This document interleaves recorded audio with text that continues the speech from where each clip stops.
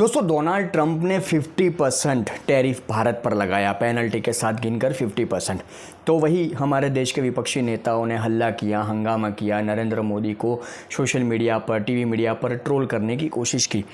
पर एक्सपर्ट की माने, जानकारों की माने, जो हमारे देश की अर्थव्यवस्था को समझते हैं, जो आर्थिक मामलों में जानकार है, कि ट्रंप के इस पागलपन से भारत को फ़र्क नहीं पड़ेगा, ऐसा नहीं है। फ़र्क पड़ेगा, ज़रूर पड़ेगा, लेकिन इतना फ़र्क भी नहीं पड़ेगा भारत को कि जिस तरह का हल्ला हमारे देश के विपक्षी नेता कर रहे हैं, हंगामा कर रहे हैं, या मोदी सरकार को ट्रोल कर रहे हैं, देश की जनता को गुमराह करने की कोशिश कर रहे हैं। फ़र्क पड़ेगा, पर इतना भी नहीं पड़ेगा।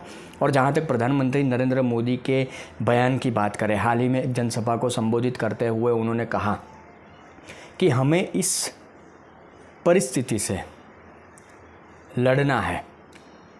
जो इस तरह की हरकतें कर रहा है ये व्यक्ति, ये अमेरिकन जोकर, उसको जवाब देना है कि भारत का किसान, भारत का जो मत्स्य उद्योग वाला व्यक्ति है, या अन्य जो भी बिज़नेस करने वाले लोग हैं, वो झुकते नहीं हैं, किसी के भी सामने झुकते नहीं हैं।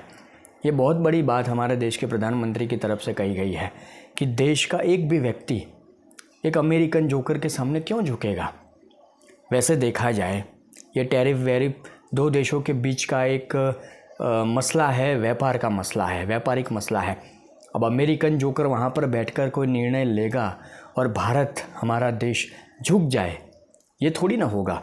और अमेरिकन जोकर ये सब इसलिए कर रहा है कि वो दुनिया में अपनी धौंस जमाना चाहता है, भारत को कमज़ोर करना चाहता है। क्योंकि रियलिटी आप चेक करें, मेरी बात मत सुनिए, आप इंटरनेट पर जाकर देखिए, तो आज भारत की अर्थव्यवस्था अमेरिका की अर्थव्यवस्था के मुकाबले कई गुना अच्छी है। भारत की जीडीपी, भारत की अर्थव्यवस्था अमेरिका के मुकाबले कई गुना अच्छी है। भारत आज आगे बढ़ रहा है। भारत रूस के साथ व्यापार कर रहा है, रक्षा के क्षेत्र में हो, अन्य क्षेत्र में हो, और ये सारी चीज़ें उस अमेरिकन जोकर के पेट में दर्द कर रही है, उसको हज़म नहीं हो रही है। इसलिए वो अमेरिकन जोकर इस तरह की घटिया हरकतें कर रहा है।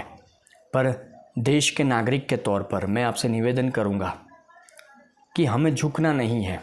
लोग झुकाने की कोशिश बहुत करते हैं, पर आज वो वक्त है कि भारत झुकता नहीं है।